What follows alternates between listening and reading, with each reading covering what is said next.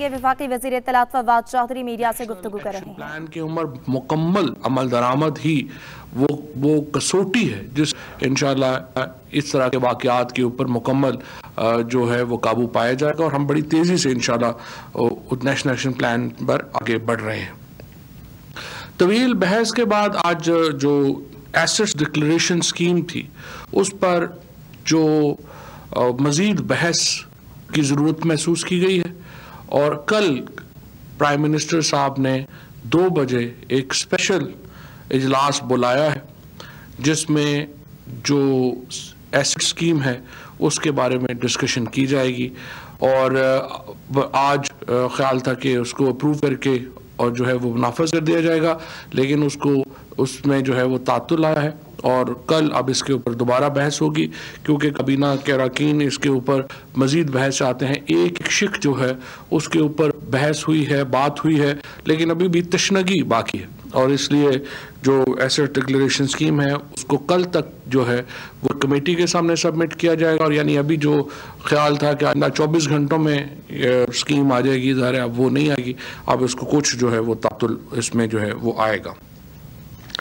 काबीना ने जो मनी लॉन्ड्रिंग के हालिया केसेस हैं उसके ऊपर शदीद तहफ़्फ़ुज़ात का इजहार किया है और हमने देखा है कि किस तरीके से शहबाज शरीफ और उनकी फैमिली ने जिस तरीके से जो मनी लॉन्ड्रिंग की और जो पिछले हुक्मरानों की यही वो करतूत थे जिनकी वजह से पाकिस्तान आज एक बहरान, एक इक़्तिसादी बहरान का शिकार हुआ। आज अगर चीज़ों की कीमतें बढ़ती हैं, जब हम देखते हैं डॉलर में जो है वो फ्लक्चुएशंस आती हैं और हमें एक अमूमी इक़्तिसादी जो सूरत हाल का सामना करना पड़ता है, इसकी बहुत बड़ी वजह वो करप्शन है जो माजी में इन 3 ख़ानदानों ने यानी 2 ख़ानदानों शरीफ फैमिली ने और जरदारी फैमिली ने की है और इसके ऊपर हमें उम्मीद यही है कि इंशाअल्लाह जो कानून है वो अपना रास्ता लेगा और ये मुकदमात मंतकी इंजाम तक जो है वो पहुँचेंगे।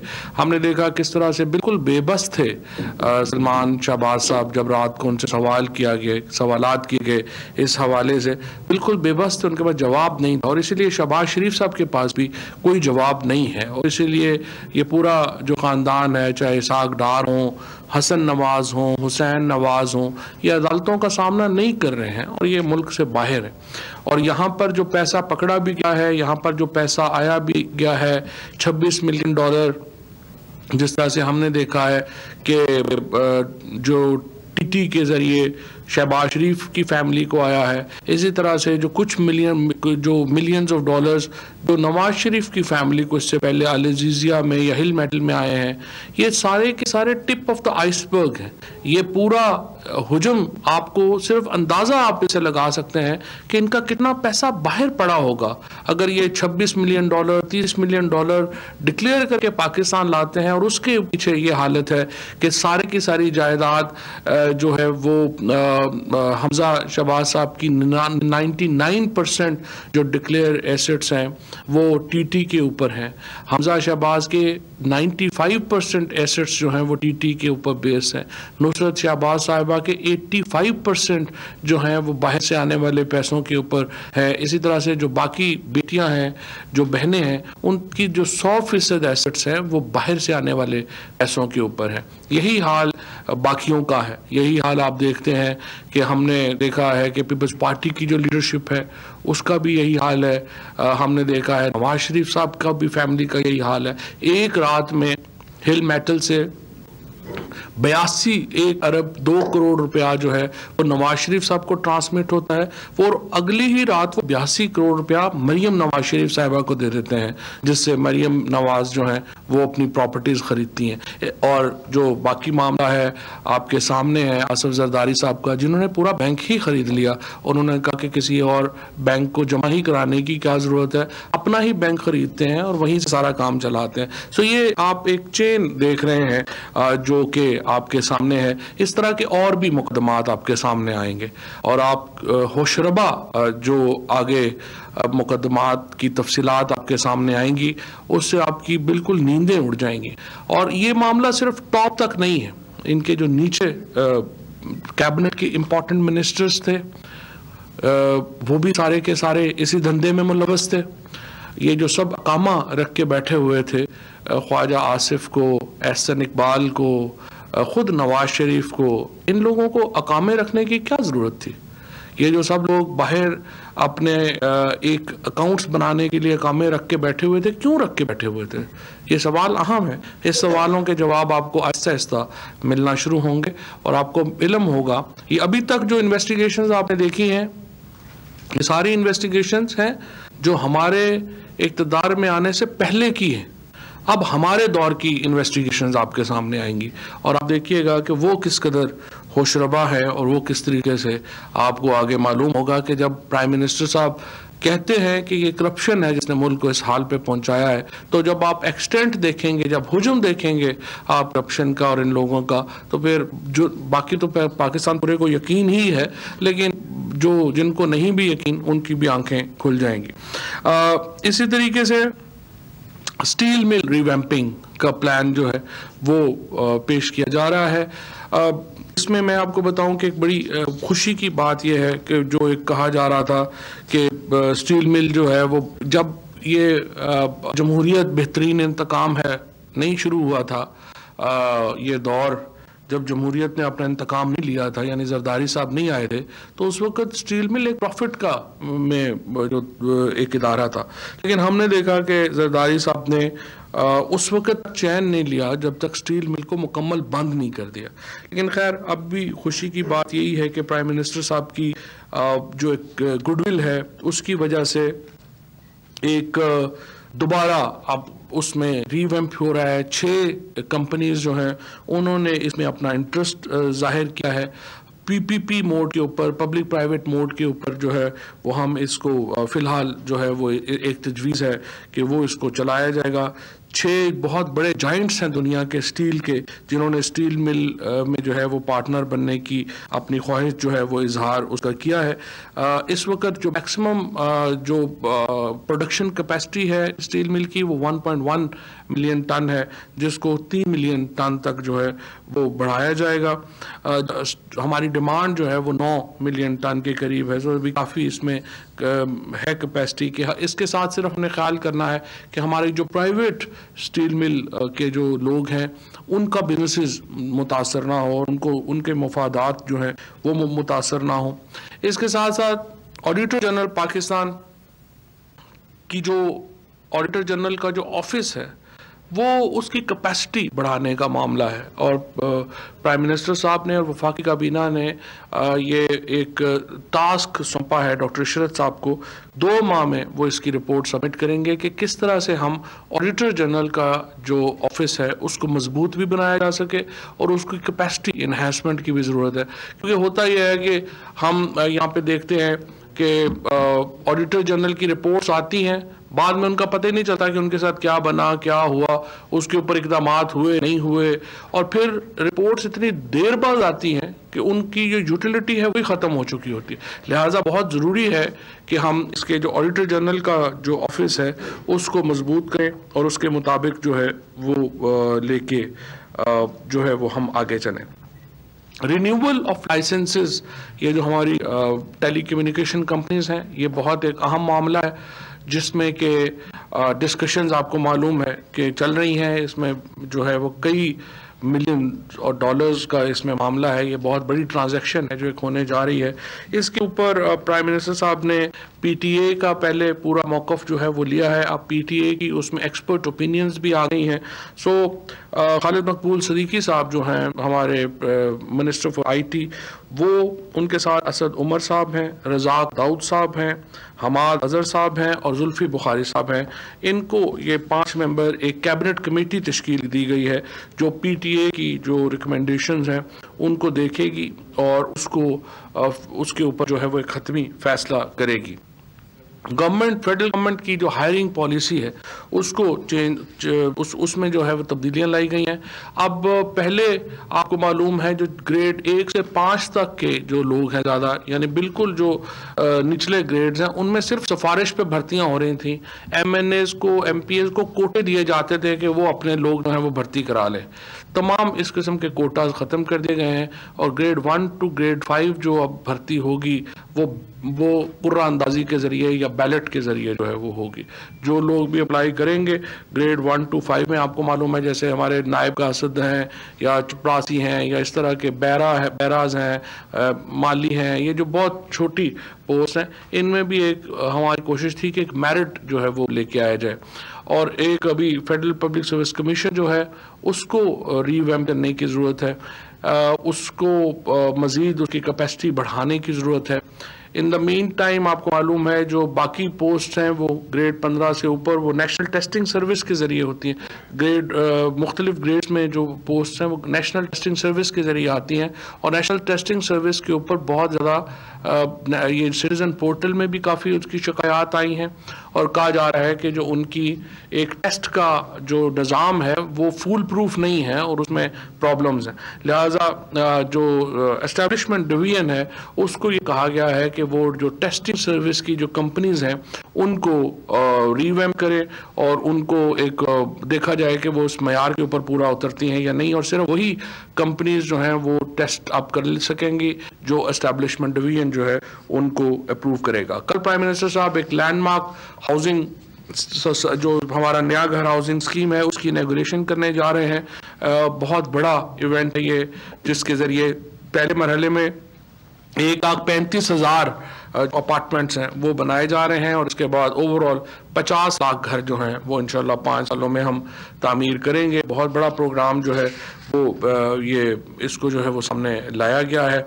इसके साथ साथ जो अपॉइंटमेंट्स आज कुछ हैं जिसमें आमिर अली साहब जो CDA के एग्जिस्टिंग चेयरमैन हैं उनको 3 महीने मजीद जो है एक्सटेंशन दी गई है। इसका हम अपने CDA के चेयरमैन के तौर के ऊपर डॉक्टर इकराम अली जो हैं वो चेयरमैन हैं इस वक्त federal board of intermediate and secondary education Islamabad के, उनको 1 साल की तोसी दी गई है।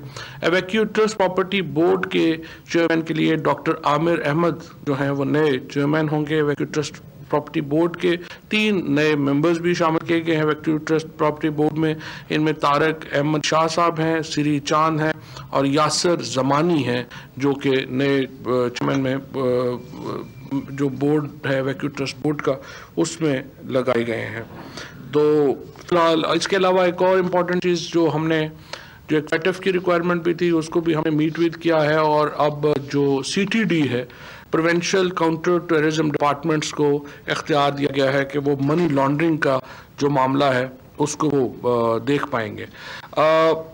एक नोमान हनीफ सन ऑफ हनीफ जान मोहम्मद, ये पाकिस्तानी सिटीज़न है, इनको UAE एक्स्ट्राडाइट करने का प्रोसेस UAE गवर्नमेंट ने रिक्वेस्ट किया था, वो जो है वो दिया गया है। इसके साथ करतारपुर कॉरिडोर के ऊपर कल्चरल सेंटर बनाएगी जो लोक वर्षा है उसको ये हमने सौंपा है काम कि वो वहाँ पर कल्चरल सेंटर भी बनाए और अपना मीडिया सेंटर भी जो है वो बनाए। लैंड कमीशन के जो चेयरमैन की अपॉइंटमेंट जो है वो डेफर कर दी गई है। इसके साथ पाकिस्तान पीनल कोड में एक अमेंडमेंट अप्रूव की गई है जिसके ज़रिए वो ममालिक जहाँ पर एक्स्ट्रेडिशन इस वजह से नहीं हो पा रही कि पाकिस्तान में कई जराइम में डेथ सेंटेंस है, तो जिन ममालिक के साथ हमारा ये मुआहदा होगा और जैसे यूरोपीय यूनियन है या UK है, और बहुत सारे लोग इसलिए हम वापस नहीं ला पा रहे कि हमारे यहाँ एक कई जराइम में डेथ पनिशमेंट है, तो उन मुल्ज़मान के लिए जो हवालगी का मुआहदा होगा उसमें ये जो डेथ सेंटेंस है ये अप्लाई नहीं होगी, ताकि हम कम अज़ कम अपने जो डाकू चोर हैं उनको तो वापस ला सकें। ये इसलिए जो था वो इम्पोर्टेंट था। इसके अलावा managing director Pakistan tourism development corporation जो है उनको मुकर्रर किया गया है। इसके साथ इकराम अली साहब जो है, जी बिल्कुल वो मैं देता हूँ,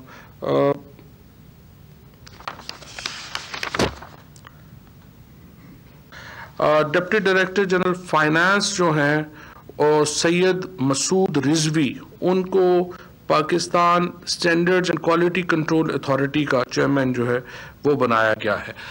बाकी MOUs हैं वो तो रूटीन में है, वो तो आ जाएंगे। ये है जी आज की हमारी काबीना की। जी नाम जी शहबाज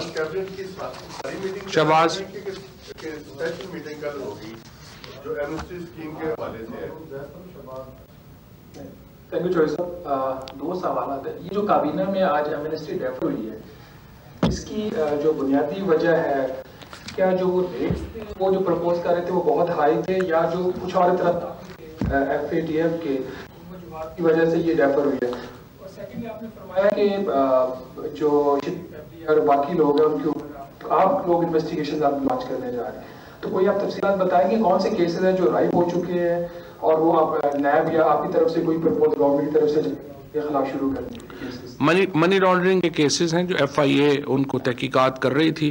अब FIA की जो तहकीकात मुकम्मल होती जाएंगी वो आपके सामने आ जाएंगी। जहाँ तक एसेट्स डिक्लेरेशन का आपने बात की है, एसेट्स डिक्लेरेशन जो है उसके ऊपर शिक बाय शिक देखा जा रहा है और उसमें जो एतराज़ात हैं, कई FATF के एतराज़ात का मामला नहीं है, वो हमारे अपने जो यहाँ पर काबीना के मेंबरान ने कई नुकात उठाए हैं जिनके ऊपर मजीद बहस की जरूरत है। लिहाजा प्राइम मिनिस्टर साहब ने बेहतर समझा है कि कल एक मीटिंग रख ली जाए।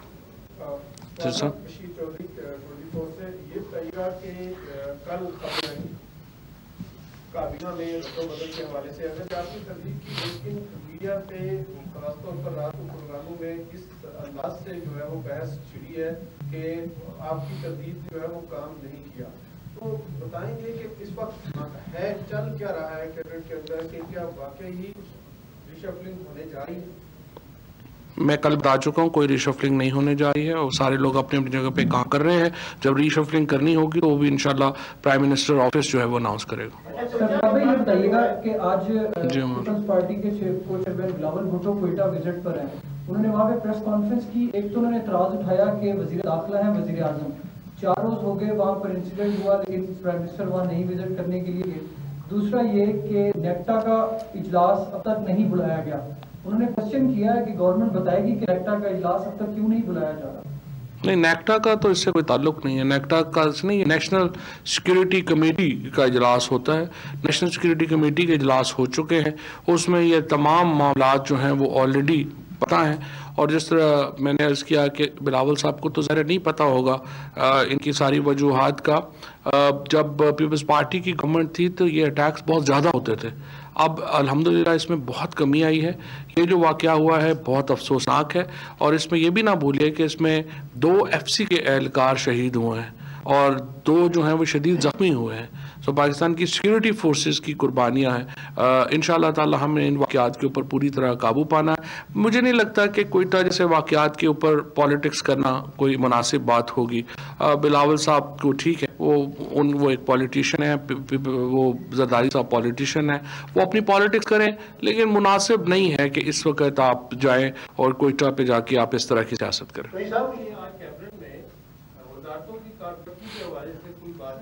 दूसरा मेरा क्वेश्चन ये है, आज मेन इस्लामाबाद में एक प्रेस कॉन्फ्रेंस थी जिसमें प्राइम मिनिस्टर साहब ने कल जो ट्वीट किया था वो इस्लामाबाद का जो ऑप्शन हुई उससे उन्होंने कहा कि ये तो हमारी गवर्नमेंट कर के चली गई थी हाई लाइन्स का सिविल एविएशन को। और दूसरा ये है कि ये जो फिगर बता रहे हैं ये झूठे हैं, ये 32% कम पे की है, ये G सीरीज थी, अभी F सीरीज का हुआ है। उन्होंने इस पर खासा एतराज किया। देखिए, मुझे जो हमें फिगर्स जो है, पहली बात तो ये है कि मेयर का ऐसे ताल्लुक नहीं है, तो CDA ने किया है और CDA ने जो फिगर्स हैं जो दी हैं और CDA की फिगर्स के ऊपर अब जो है वो कैसे डाउट किया जा सकता है। या तो उसकी वो कोई डॉक्यूमेंट दें कि ये उससे कम है जिस पे वो CDA बता रहा है। CDA ज़्यादा बेहतर पोजीशन में होगा आपको बताने का। जहाँ तक इस बात का ताल्लुक है कि हम ही पहले कर गए थे हर चीज़, तो मुझे नहीं पता कि वो कहाँ पर कर गए होते। हो सकता है उनको रात को ख्वाब आते हैं। साहब, लास्ट जो कैबिनेट मीटिंग हुई थी, लास्ट जो कैबिनेट मीटिंग हुई थी उसमें इतलात है कि एक ऐसी समरी की मंजूरी दी गई है जिसमें पाकिस्तान स्पोर्ट्स बोर्ड के जो डायरेक्टर जनरल हैं वो उनकी तैनाती होनी है। हुआ उसमें ये था, वो समरी पिछली गवर्नमेंट ने बनाई थी जिसमें जो जेल में मौजूद है डायरेक्टर जनरल अख्तर बिन बेरा, उनकी CV सामने रख के वो बनाई गई थी जिसमें डीजी स्पोर्ट्स बोर्ड का मामला मैं आपको बताऊं, प्राइम मिनिस्टर साहब एक टास्क फोर्स बना चुके हैं। उस नहीं, वो टास्क फोर्स की रिकमेंडेशंस आएंगी तो उसके बाद स्पोर्ट्स की एक पूरा रीवैम्प कर रहे हैं वो सिस्टम। अभी पिछली असेंबली का मुझे नहीं पता है, इस में ना अप्रूव हुई है ना उसमें हुई है। जी जी, सनाउल्लाह सर, ये 2-3 सवाल है। नहीं, एक ही करो। सर जरूरी है। ओके। एक तो जिस तरह कल खबरें चली हैं, कुछ चैनल ने चलाई हैं, लेकिन ये तो मुंह पे टेप तो नहीं लगा सकते, जो बोलेगा वो बोलता रहे, क्या करें? आपके बाद वज़रा फोन करके जब रिपोर्टर को खबर देते हैं। किस रिपोर्टर को फोन किया और किसने किया? मैंने नहीं चलाई, मैंने जगह आते रिकॉर्ड चलाऊंगा, उन्होंने मना कर दिया। तो इसकी वजह क्या है? मैं सिर्फ क्वेश्चन पूछ रहा हूँ कि वजह क्या है कि नहीं, आपको किस वजीर ने फोन करके कहा? मैंने अगर वो मुझसे एग्री करता तो मैं उनका नाम चलाता और खबर चलाता, वरना नहीं चलाता। नहीं, आपको एक वजीर साहब ने फोन करके कहा कि आप ये खबर चला दें कि काबीना में चेंजेस हो रही हैं?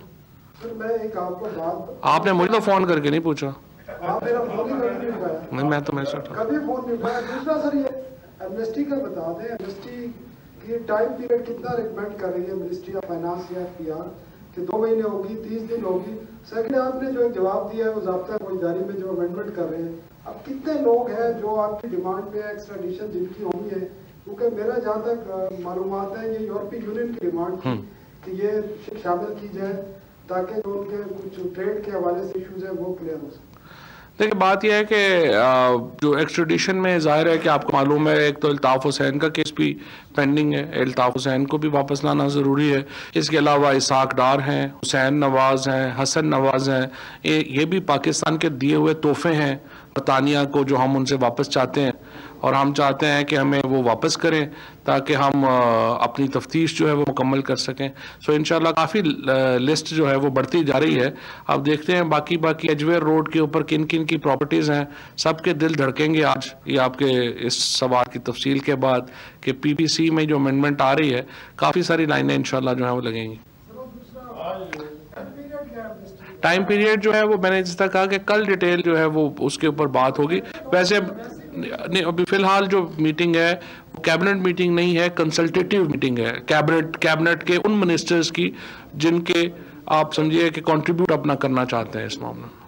वाकई अपना जो नया की बात हो रही थी, जब कोई गरीब आदमी की करप्शन पकड़ी जाती है या कोई ऐसा मामला आता है तो उनकी तो दीवारें फलांग के जाके फजर के टाइम उनको गिरफ्तार कर दिया जाता है। सारे घर वालों को भी इसमें वो गिरफ्तार कर लेते हैं। तो जब मामला अमीरों का या सियासतदानों का आता है तो वहाँ पे बड़ी मुश्किलात पैदा होती है, अंदर जा नहीं सकते। तो ये अमीर और गरीब का फर्क कब खत्म होगा?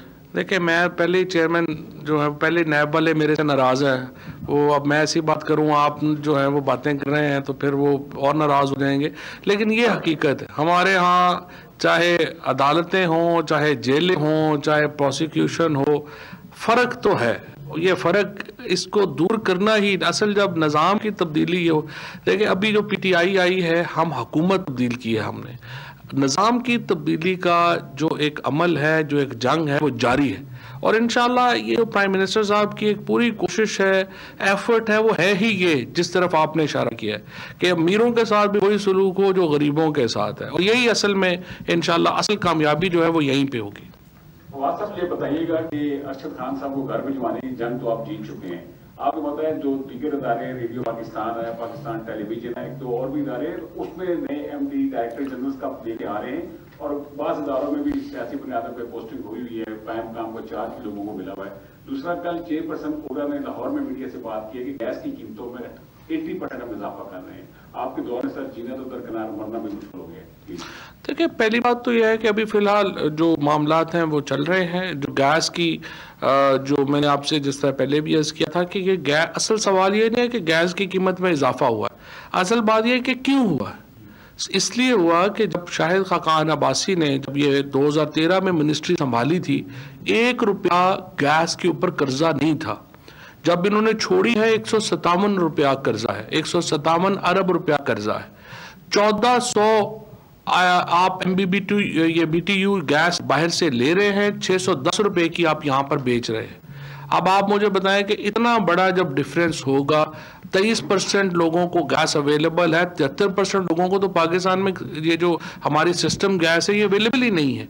सो आपने सब लोगों का सोचना है, सब लोगों को साथ लेके चलना है। वो 73% लोग 23% लोगों के पैसे दे रहे हैं।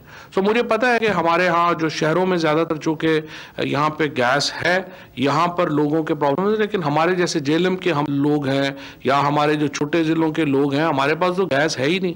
सो हमारा भी कुछ ख्याल करें, हमें भी कुछ सोचें, सारी सब्सिडीज बड़े शहरों में ना दे दें। अच्छा सर, पीपीसी में जो अमेंडमेंट लाई जा रही है, ये सिर्फ उन लोगों के लिए जो गरीब मुल्क हैं या यहाँ के लोगों के लिए?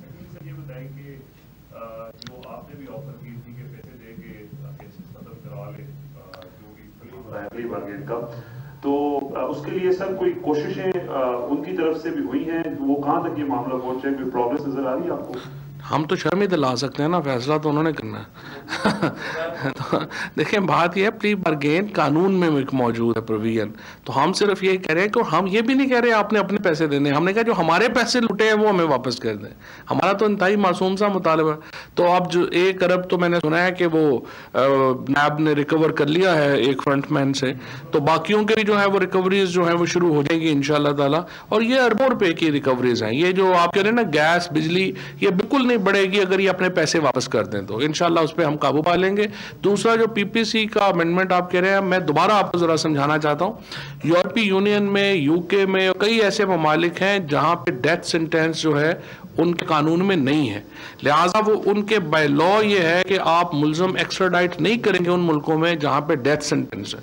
लिहाजा हमने उनके लिए जो है उन लोगों को वापस लाने के लिए ये अमेंडमेंट तजवीज़ की है ताकि वो लोग पाकिस्तान वापस आ सकें। आपने बात की है ग्रेड 1 तक जो भर्तियां होगी वो कुरंदाजी पे होंगी, मेरिट पे होंगी, तो क्या फेडरल गवर्नमेंट को अनाउंस कर रही है जॉब, अब लोगों के लिए जॉब अनाउंस कर रही है कि अब इसे ये भर्तियां शुरू होंगी? या दूसरा मेरा एक सवाल है, क्या आपकी इत्तेहादी जमात एमक्यूएम ने अब सिंध में 2 सूबे बनाने की बात की है, तो एज अ पीटीआई आपकी इत्तेहादी आप क्या मौक़िफ़ है इस पे? देखिए पहली बात तो यह है कि जो जॉब्स है ना वो हर महकमे में निकलती हैं। रोज़ाना अगर आप अखबारें देखेंगे तो आपको नज़र आएगा कि वैकेंसी अनाउंसमेंट्स होती हैं। सो रोज़ाना की जो जॉब्स हैं वो उसके ऊपर जो है वो करेंगे। दूसरा जो आपने कहा कि एमकेएम का एक मौक़िफ़ है, हम और एमकेएम 2 मुख्तलिफ जमातें हैं। एमकेएम का अपना मौक़िफ़ है, पाकिस्तान तहरीक इंसाफ का अपना मौक़िफ़ है। हम ज़ाहिर है कि एक फेडरल पार्टी हैं, वो शहरी इलाकों की एक जमात है, वो अपना मौक़िफ़ रखेंगे, हम अपना मौक़िफ़ रखेंगे।